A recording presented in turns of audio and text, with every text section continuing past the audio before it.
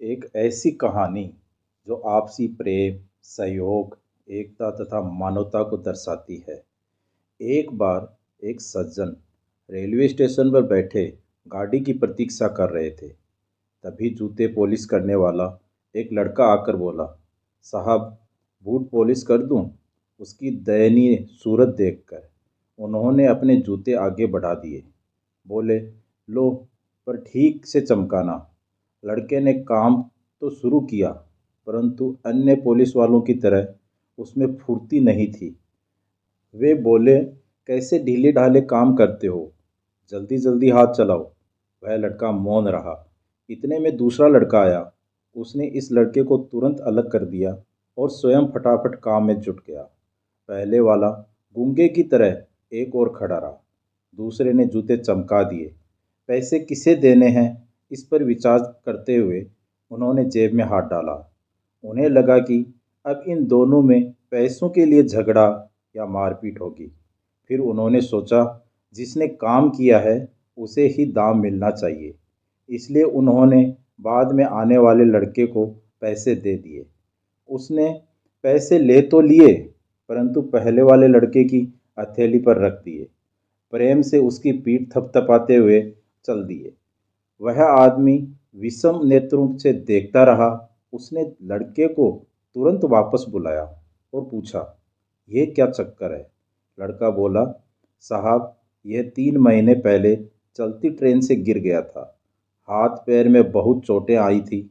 ईश्वर की कृपा से बेचारा बच गया, नहीं तो इसकी वृद्ध माँ और बहनों का क्या होता।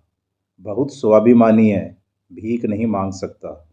फिर थोड़ा रुककर वह बोला, साहब, यह जूते पॉलिश करने वालों का हमारा समूह है और उसमें एक देवता जैसे हम सबके प्यारे चाचा जी हैं, जिन्हें सब सत्संगी चाचा जी कहकर पुकारते हैं। वे सत्संग में जाते हैं और हमें भी सत्संग की बातें बताते रहते हैं। उन्होंने ये सुझाव रखा कि साथियों, अब यह पहले की तरह स्फूर्ति से काम नहीं कर सकता। तो क्या हुआ?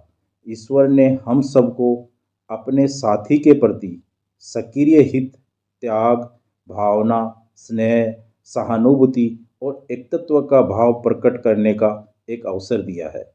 जैसे पीठ, पेट, चेहरा, हाथ पर भिन्न भिन्न दिखते हुए भी एक ही शरीर के अंग हैं, ऐसे ही हम सभी शरीर से भिन्न भिन्न दिखाई देते हुए भी एक ही आत्मा, हम सब एक हैं।